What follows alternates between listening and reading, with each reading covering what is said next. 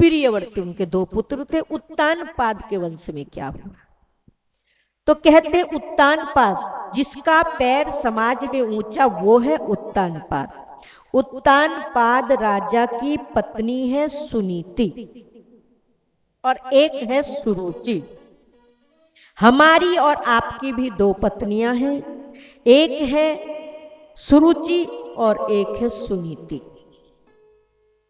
एक है मन की और एक है धर्म की। धर्म की नीति पे अगर आप जाएंगे तो भगवान का साक्षात्कार आपको होगा। अगर मन की रुचि से जाएंगे तो गड्ढे में गिरने से आपको कोई रोक नहीं सकता, क्योंकि ये मन है। मन कहता है भैया विधायक बन गए, नोटों की गड्डियां आ रही हैं, आप संभाल के रखो।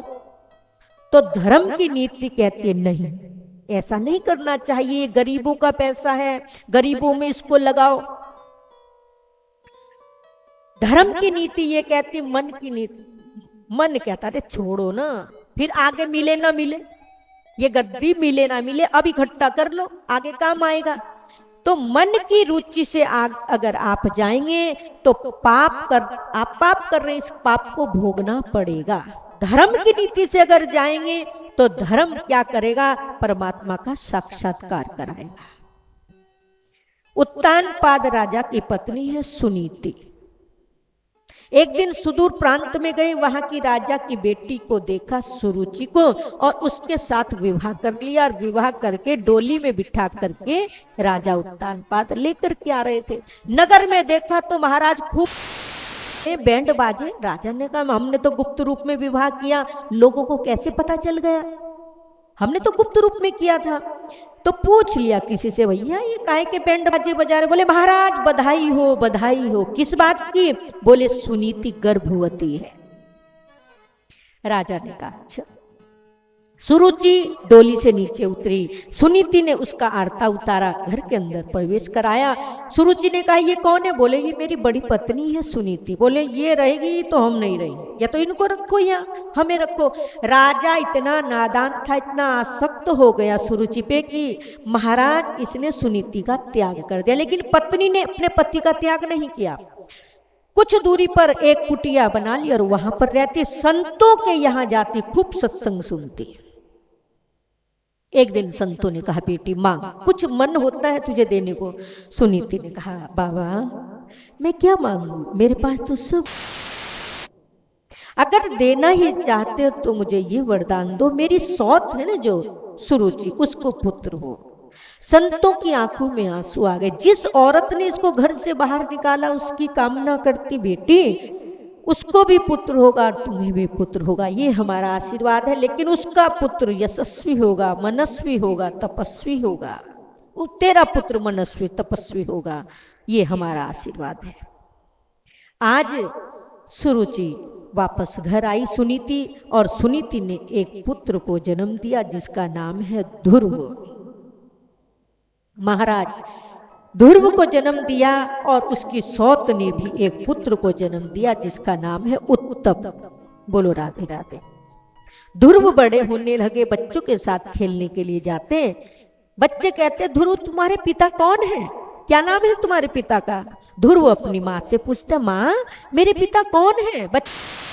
माँ बात को काट देती है। आज ध्रुव 5 साल के हो गए। माँ ने स्नान कराया, सुंदर बगलबंदी पहनाई, तिलक लगाया और भगवान के गले की माला आज ध्रुव के गले में पहना दी। ध्रुव का जन्मदिन है आज, जाओ अपने पिता उत्तानपाद के चरणों में प्रणाम करके आओ। ध्रुव ने सोचा अरे उत्तानपाद इतने बड़े राजा मेरे पिता, दौड़ते हुए गए।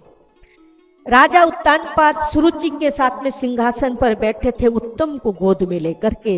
ध्रुव दौड़ते दौड़ते गए और जाकर के जैसे ही सीढ़ियां चढ़ने लगे सिंहासन पर चढ़ने के लिए, माँ सुरुचि ने हाथ पकड़ लिया और हाथ पकड़ के नीचे कर दिया। कहाँ जाते हो? बोले अपने पिता की गोद में बैठने के लिए। बोले ये तुम्हारे पिता, लेकिन मैं तो तुम्हारी माँ नहीं हूँ। मतलब?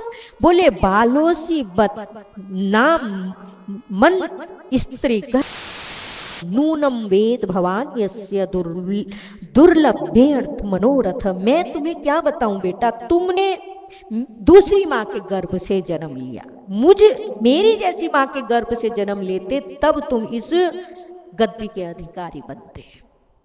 अभी तुम यहां से वन में जाओ, वन में जाकर के भगवान की आराधना करो। भगवान अगर तुम्हें दर्शन दे तो कहना कि मुझे माँ सुरुचि के गर्भ में भेजो। तुम मरोगे, मरने के बाद मेरे गर्भ में आओगे और तब जाकर के तुम इस गद्दी के अधिकारी बनोगे। सुखदेव जी कहते हैं कोई जैसे सोते हुए सांप के फण पर कोई अपना पांव रख ले और वो सांप अचानक उठता है, ऐसे ही महाराज ध्रुव के सांस पर सांस चल रही है। दौड़ता हुआ गया, माँ की गोद में लेट गया, रोने लगा। माँ ने कहा क्या हुआ? बोले तुम मेरी माँ कहलाने के योग्य नहीं। ने ऐसे ऐसे शब्द कहे हैं तो माँ ने तुरंत गोद में लेकर के अपने कंठ से लगाया। कहा बेटा, माँ ने कौन सी गलत, मैंने माँ मंगलम तात परे सुमस्ता भुक्ते जनो यत पर दुख दस्ततः सत्यम सुरुच्याभिहितम भवान में यत दुर्भगाया उद्रे गृहीत। माँ ने कौन सी गलत, माँ का अमंगल हो ये शिक्षा तो मैंने तुझे कभी दी नहीं। ये तेरे मन में ये भाव कैसे आ गए, ये संस्कार कहां से आए? बेटा, माँ ने तुझे बिल्कुल सत्य कहा। तूने एक गलती नहीं, दो गलती की। पहली गलती तूने ये की कि तुझे देव योनि में होना चाहिए, तू मनुष्य योनि में है। दूसरी गलती, मुझ अभागी के गर्भ से तूने जन्म लिया, सुरुचि के गर्भ से जन्म लेता तो गद्दी का अधिकारी तू बनता। और माँ ने कौन सी गलत बात कही है कि मेरा पुत्र उस परमात्मा के चरणों का अधिकारी हर माँ चाहती है। बेटा, मैं भी कहती वन में जा, भगवान की आराधना कर। माँ तुम भी कहती? बोले हाँ। कहाँ है भगवान, कहाँ रहते? बोले सब जगह है, घट घट में है, डाल डाल में, पात पात में, कण कण में। वो कहाँ नहीं है ये पूछो ध्रुव। माँ, बड़े बड़े हिंसक जीव जंतु रहते हैं वन में, खा जाएंगे। बोले उनमें भी भगवान है। और एक दिन सुखदेव जी कहते माँ के चरण छुए और ध्रुव ने और निकल गए। और निकले और गुरु बिन भवनिधि तरई न कोई, जो विरंच शंकर सम होई। बिना गुरु के ज्ञान कैसे जा रही है ध्रुव जी। और ध्रुव जी ने बिना गुरु के क्या, लेकिन संत मिल गए नारद जी। नारद जी ने कहा कहाँ जा रहे हो? संत को देखा तो तुरंत चरणों में प्रणाम। पहली सीढ़ी मजबूत, संत को देख के प्रणाम किया। नारद जी ने कहा कहाँ जा रहे हो? बोले महाराज वन में जा रहा हूं। वन में क्या करोगे? वन में? बोले भगवान को प्रकट करने। बोले भगवान को? लंबी लंबी दाढ़ियां हो गई, सफेद, वर्षों बीत गए गुफाओं में बाबाओं को, अभी तक तो उनको एक सेकंड भी उनको दर्शन नहीं मिला। तुझे कितनी उम्र है? बोले 5 साल। अच्छा, बड़े बड़े हिंसक जीव जंतु हैं, नाश्ता कट जाएंगे पता भी नहीं चलेगा। जाओ वापस घर। आए बड़े भगवान को प्रकट करने वाले, जाओ, खेलने की उम्र है। बोले नहीं नहीं, मेरी माँ ने कहा उनमें भी भगवान है, हिंसक जीव जंतु में। अच्छा, भोजन कितनी बार करते हो?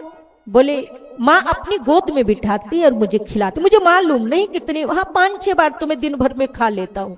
तो बोले वन में तुम्हारी माँ बैठी कि तुम्हें गोद में बिठा के भोजन कर। मैं कहता हूँ जाओ वापस, अभी गुल्ली डंडा खेलो, खेलने की उम्र, जाओ। बोले नहीं नहीं, मैं वन में ही जाऊंगा। बोले भैया वन में बड़े बड़े शेर रहते हैं, हाथी रहते, कहाँ क्या कर पाओगे? जाओ वापस, भगवान ऐसे नहीं मिलते। क्या खाओगे? तब ध्रुव ने कहा जब दांत नहीं तब दूध दियो, अब दांत दिए कुछ और भी देगो। जब माँ के गर्भ में बालक आता है तो भगवान उसकी दूध की व्यवस्था पहले कर देते हैं, उसके आने से पहले। अब उसने दांत दिए तो वो कुछ और भी देगा। लेकिन मैंने सोचा आप कोई संत हैं, आप कोई बहरूपिया लगते हैं। संत के चरणों, महाराज आंखों में आंसू आ गए। नारद जी ने कहा बेटा मैं तुम्हारी परीक्षा ले रहा था। आप, मेरा वरदान है कि तुम्हें परमात्मा अवश्य मिलेंगे। पुण्यम मधुबनम यत्र सानिध्यम नित्य यदा हरे। भगवान मधुबन में, यमुना के किनारे मथुरा में परमात्मा वहां रहते हैं। उस मधुबन में यमुना में स्नान करना, अपनी इंद्रियों पर संयम पाना। सबसे पहली खतरनाक इंद्रिय जीभ है, इस जीभ को बस में करना बेटा। ओम नमो भगवते वासुदेवाय, इसका मंत्र दिया 12 अक्षर का और कहा इसको खूब जपना। फल खा करके, पत्ते खा करके, जल पी करके महाराज भजन करना, भगवान तुम्हें अवश्य मिलेंगे। अब तो महाराज ध्रुव चले हैं, करने चले हैं तप कठोर ध्रुव हरि को मनाने। करने चले हैं तप कठोर ध्रुव हरि को मनाने। महाराज आज मधुबन में आए हैं, यमुना में स्नान किया है और एक पांव में खड़े हो गए। ओम नमो भगवते वासुदेवाय, ओम नमो भगवते वासुदेवाय, ओम नमो भगवते वासुदेवाय, ओम नमो भगवते वासुदेवाय। पहले महीने का भजन चल रहा है ध्रुव जी का।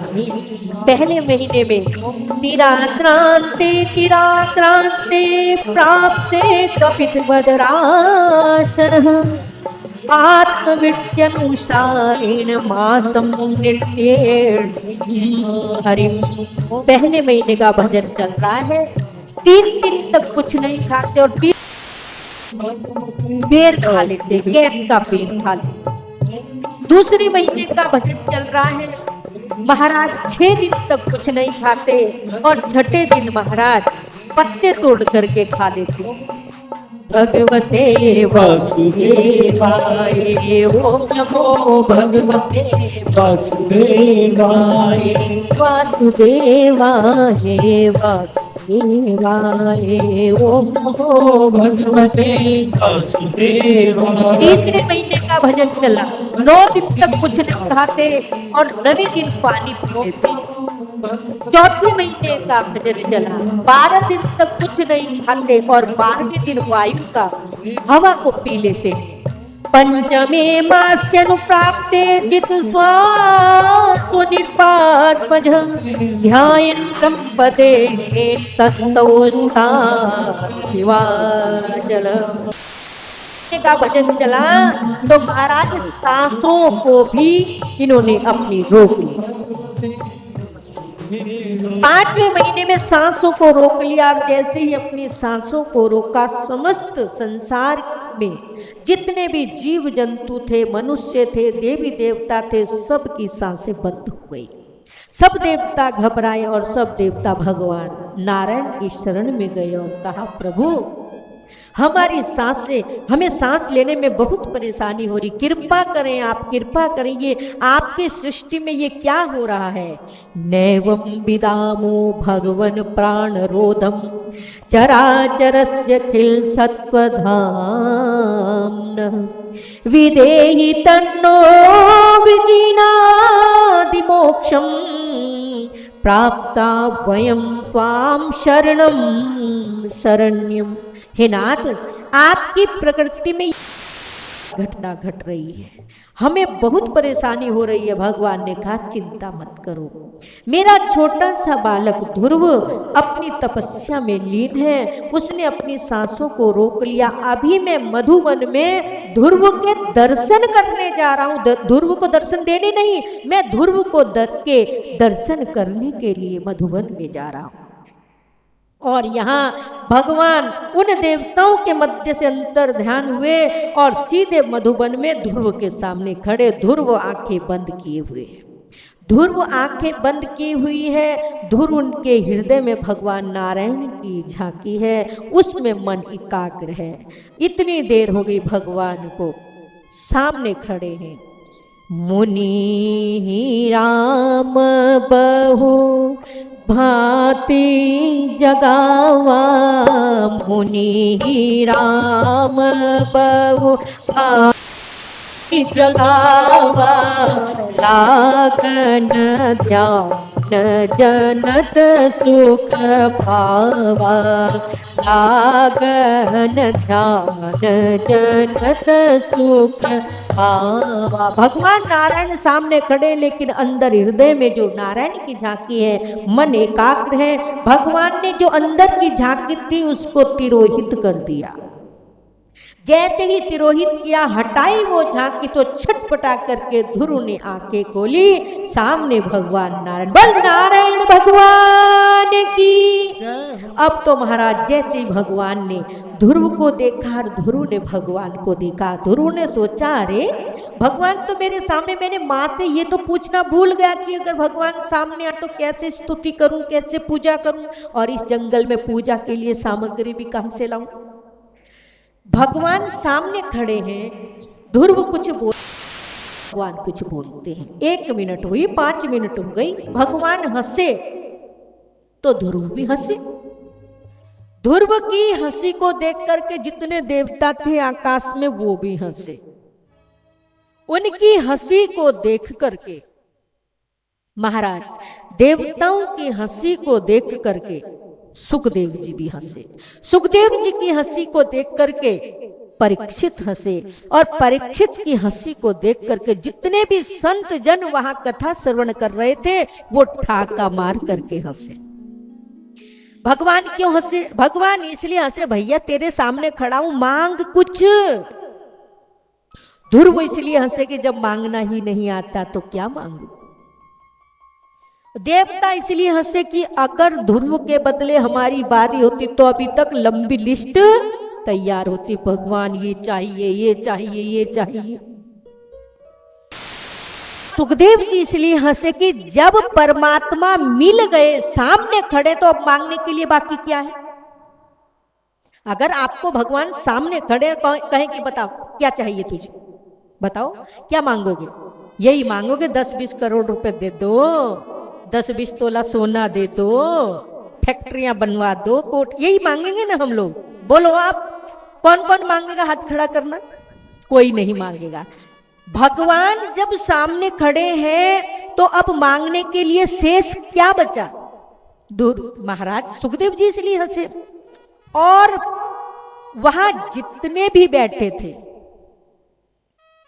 संत लोग, परीक्षित इसलिए हंसे कि परीक्षित ने कहा, सुखदेव जी महाराज आपकी जय हो, आपकी जय हो। आज आपने इस झांकी का साक्षात्कार किया है। परीक्षित ने आंखें बंद करके इस साक्षात्कार उसने दर्शन किया। सारे संत इसलिए हंसे, हे परीक्षित तुम्हारी जय हो, तुम्हारी जय हो। अगर आज तुम्हें शाप ना लगा होता तो इस कथा से हम भी वंचित रह जाते। भगवान ने अपना शंख ध्रुव के कपोलों पर लगाया, और जैसे ही लगाया, मुकम करोति वाचालम पंगुम लंघयते गिरिम यत्कृपातहं वंदे परमानंद माधवम। जैसे ही कपोलों पर शंख लगाया, समस्त संसार का जितना ज्ञान था ध्रुव के हृदय में आया। ध्रुव ने हाथ जोड़ करके कहा, यो अंतः परविश्यमं वाचमिमां परशुक्तां संजीव यत्खिल शक्ति धर स्वधाम्ना अन्यास्त हस्त चरण सर्वत्र प्राणानमो भगवते पुरुषाय तुभ्यम। हे नाथ, आज यो अंतः परविश्यमं वाचमिमां, आज आपने मेरी सोई हुई वाणी को जगा दिया। आप कृपा करते हैं तो महाराज गूंगा जो है सुंदर वक्ता बन सकता है। आप कृपा करें तो लंगड़ा पर्वतों को फांद सकता है। आपकी कृपा के बिना कुछ संभव नहीं है। आज मेरे ऊपर इतनी बड़ी आपने कृपा की है। भगवान ने कहा, मांग। ध्रुव मांग क्या चाहिए? ध्रुव ने कहा, प्रभु मुझे कुछ नहीं चाहिए। तो भैया वन में क्यों आया था? क्यों तपस्या की, क्यों आया था? सौतेली माँ को गद्दी पर बैठ करके दिखाऊंगा, इसीलिए तो आया था। भगवान कहते मांग क्या चाहिए? ध्रुव तो अपने मुख से मांग। ध्रुव ने हाथ जोड़ करके कहा, तेरी मेहर का है बोझ इतना, जिसे मैं उठाने के काबिल नहीं हूँ। तेरी मेहरबानी का है बोझ इतना, जिसे मैं उठाने के काबिल नहीं हूँ। मैं हाथों गया हूँ मगर जानता हूँ, मैं हाथों गया हूँ मगर जानता हूँ, तेरे दर पे आने के काबिल नहीं हूँ। तेरे दर पे आने के काबिल नहीं हूँ। तेरी मेहरबानी का है इतना, जिसे मैं उठाने के काबिल नहीं हूँ। जिसे मैं उठाने के काबिल नहीं हूँ।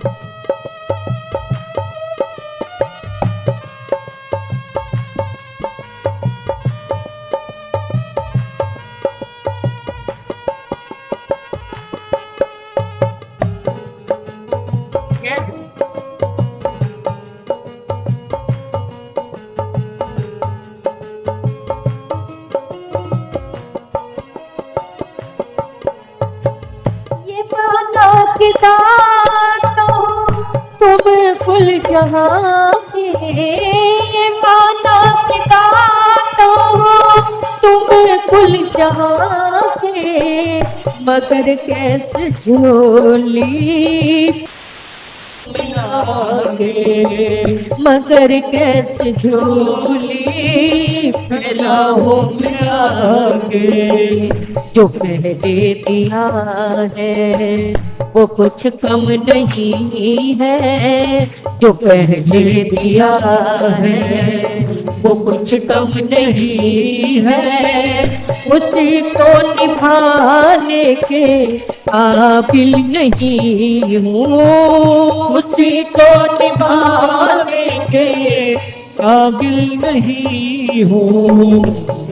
मेहरबानी का है बोझ इतना, जिसे मैं उठाने के काबिल नहीं हूँ। जिसे मैं उठाने के काबिल नहीं हूँ।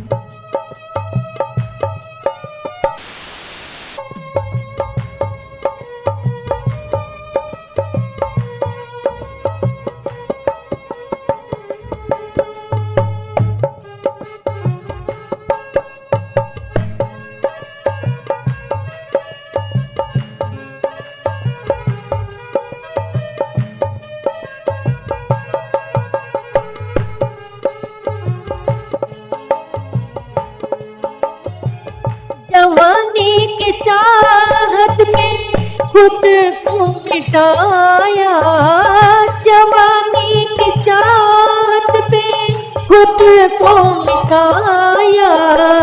तेरा नाम हरगिज जुबां पर ना आया, तेरा नाम हरगिज जुबां पर ना आया। गुनाहगार हूँ मैं, हूँ मैं, गुनाहगार हूँ मैं, सजावार हूँ मैं। तुम्हें मुँह दिखाने के काबिल नहीं हूँ, तुम्हें मुँह दिखाने के काबिल नहीं हूँ। तेरी मेहरबानी का है बोझ इतना, जिसे मैं उठाने के काबिल नहीं हूँ, जिसे मैं उठाने के काबिल नहीं हूँ। ध्रुव कहते हैं प्रभु क्या मांगू? भगवान ने कहा तू मांग। ध्रुव ने मना कर दिया, नहीं प्रभु मुझे कुछ नहीं चाहिए। भगवान ने कहा जो कुछ नहीं मांगता उसको मैं अपना सर्वस्व दे देता हूं। तुम्हें मैं अभी तुम 36,000 वर्ष तक इस राज्य का सुख भोगो, उसके बाद तुम्हें वो लोक प्रदान करूंगा कि लोग देखते रह जाएगा, पूरा संसार देखता रह जाएगा, वो होगा ध्रुव लोक। ध्रुव के पिता को पता चला मेरा पुत्र भगवान को प्रकट करके आ रहा है, तो हाथी घोड़े रथ भेजे, लेकिन ध्रुव ने सबको हटा दिया। नहीं, जा पर कृपा राम की होई, ता पर कृपा करे सब कोई। नहीं चाहिए हाथी घोड़े रथ, नहीं चाहिए।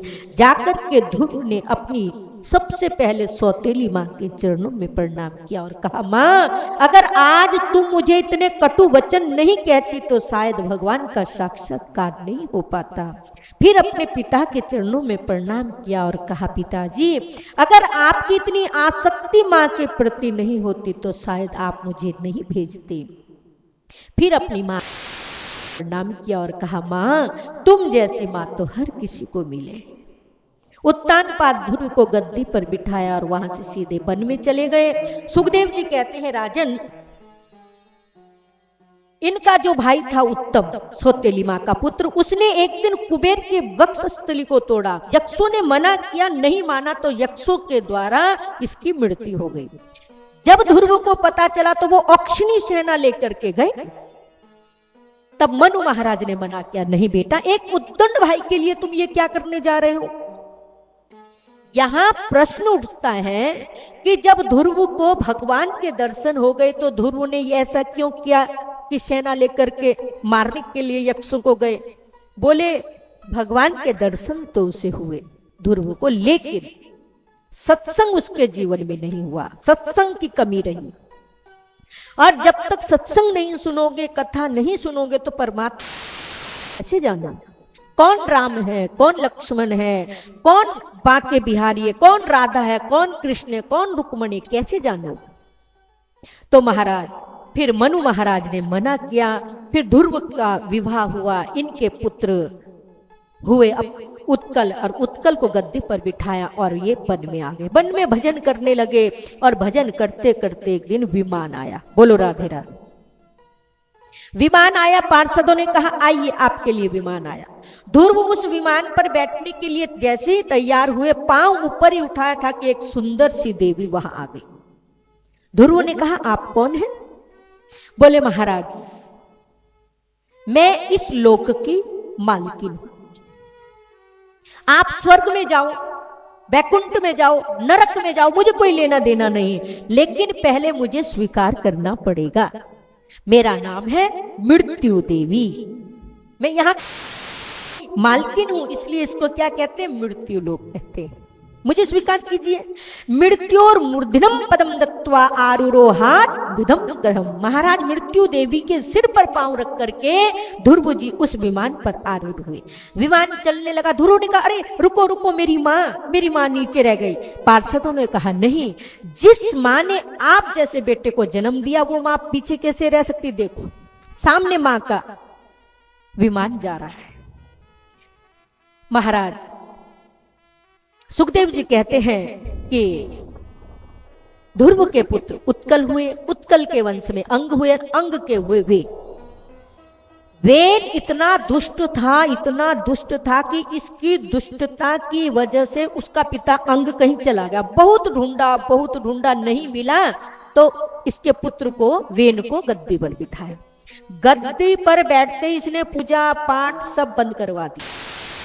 यज्ञ हवन, ब्राह्मण भोजन, गौदान सब कुछ बंद करवा दिया। संतों ने कहा भले आदमी मान जा। नहीं माना तो संतों ने इसको शाप दिया और इसकी मृत्यु हो गई। इसके शरीर का मंथन किया। बाम अंग से महाराज, दाएं अंग से पृथु महाराज और बाएं अंग से उनकी पत्नी अर्ची देवी का प्राकट्य हुआ।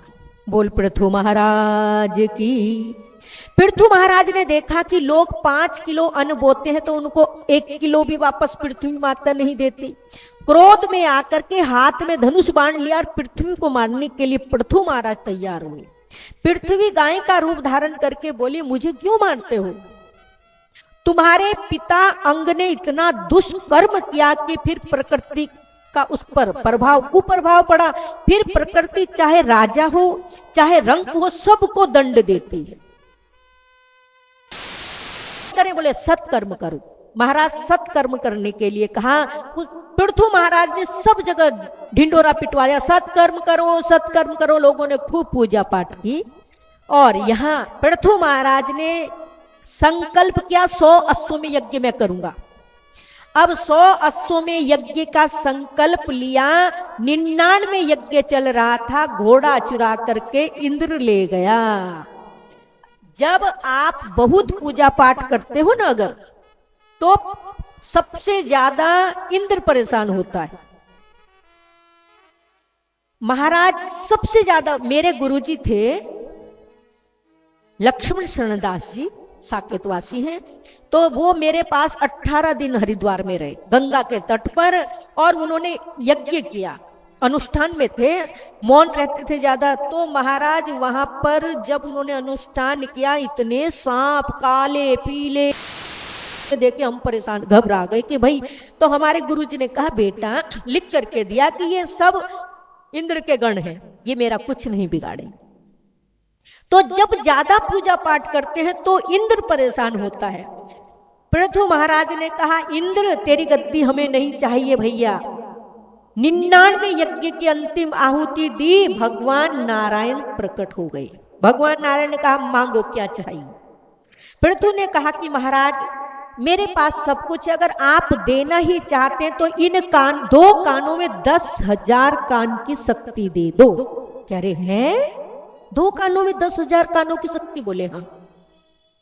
कभी आपकी कथा से ना अघाऊं, सत्संग कीर्तन भजन से ना अघाऊं, अहरनिश इन कानों से मैं सुनता रहूं। भगवान ने आशीर्वाद दिया। अब इंद्र को बड़ी गलानी हुई। इंद्र ने आकर के अपनी बेटी का विवाह पृथु महाराज से किया और एक अंतर ध्यान को सिखाई। अंतर ध्यान से इनका जो पुत्र हुआ पृथु का, उसका नाम भी अंतर ध्यान पड़ा। अंतर्धान के हविर्धान हुए, हविर्धान के प्राचीन ब्रही हुई है। प्राचीन ब्रही ने कितने यज्ञ किए कि कितने घोड़े और बकरों की बलि उस यज्ञ में दी। एक दिन नारद जी आए, नारद जी को देखा, चरणों में प्रणाम किया। नारद जी ने कहा, पापी तो बहुत देखे, तेरे जैसा नहीं देखा भैया। बोले महाराज मैं पापी? बोले हाँ, देखो ऊपर आकाश में जैसे देखे सब घोड़े और बकरे मुंह फाड़ के खड़े, जब तुम मरोगे तो एक एक करके तुमसे बदला लेंगे। अब प्राचीन बड़ी डर गया कि महाराज जैसा लिखा था वेद में मैंने तो वैसा किया। बोले वेद में ऐसा कोई ना लिखा था कि किसी घोड़े और बकरे की, अहंकार को कहते हैं घोड़ा, ममता को कहते हैं बकरा। अहंकार रूपी घोड़े का स्पर्श करो स्वाहा, बिना मतलब का अहंकार नहीं करेंगे। ममता रूपी बकरे का स्पर्श करो, बिना मतलब की ममता नहीं करेंगे। किसी घोड़े बकरे की बलि कोई ना देने को कहा। नहीं समझ में आया तो एक पुरंजन व्याख्यान सुनाया कि एक पुरंजन था और एक अविज्ञात था। कथा आप लोगों ने बहुत सुनी होगी, मैं आपको साधारण रूप में, अविज्ञात जो किसी के द्वारा जाना ना जाए, वो कौन है? वो परमात्मा है। पुरंजन आप और हम पुरंजन हैं। हम परमात्मा से वादा करते हैं, वो परमात्मा हमें संसार में भेजता है कि देख भाई तू जा तो रहा है, मुझे मत भूलना। और ये दोनों सखा है, जीव आत्मा और परमात्मा दोनों सखा है, दोनों चलते हैं, चलते चलते ये बिछड़ जाते हैं। अविज्ञात नाम का सखा कहता है भैया देख तू मुझे मत भूलना, मैं तेरा सखा हूं। जीव आत्मा कहता है हाँ हाँ मैं तो तुम्हें याद रखूंगा। लेकिन पुनरपि जननम पुनरपि मरणम पुनरपि जननी जठरे, मां के गर्भ में आता है, बार बार जन्म लेता है, बार बार मरता है और उस अविज्ञात नाम के सखा को भूल जाता है। तब वो अविज्ञात एक दिन इसका हाथ पकड़ लेता है और कहता है तेरे आने में देर हुई, मेरे आने में देर नहीं, सब द्वारों पे फेर मिले, मेरे द्वारे पे फेर नहीं। मैंने निस दिन पुकारा तुझे, तूने मुड़कर न देखा मुझे। क्यों? तू मुझको भूल गया, मैं तुझको भूला नहीं। जब अंत समय होगा तेरा कोई नहीं होगा, तब मैं बाह पकड़ लूंगा, तू बंदे छुड़ाना नहीं। तेरे आने में देर हुई पर मेरे आने में देर नहीं। जब अंश है तू मेरा,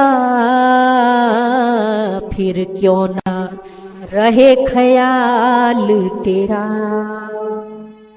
तू मेरी धड़कन है पर मैं तेरी धड़कन नहीं। तेरे आने में देर हुई, मेरे आने में देर। वो अभिज्ञात नाम का परमात्मा कहता है पुरंजन से, भैया तूने मुझसे वादा किया, तेरे आने में देर हुई है, मेरे आने में तो तेरे पीछे पीछे हूं। और सज्जनों, मृत्यु और परमात्मा बिल्कुल हमारे आगे पीछे बीच में हम हैं।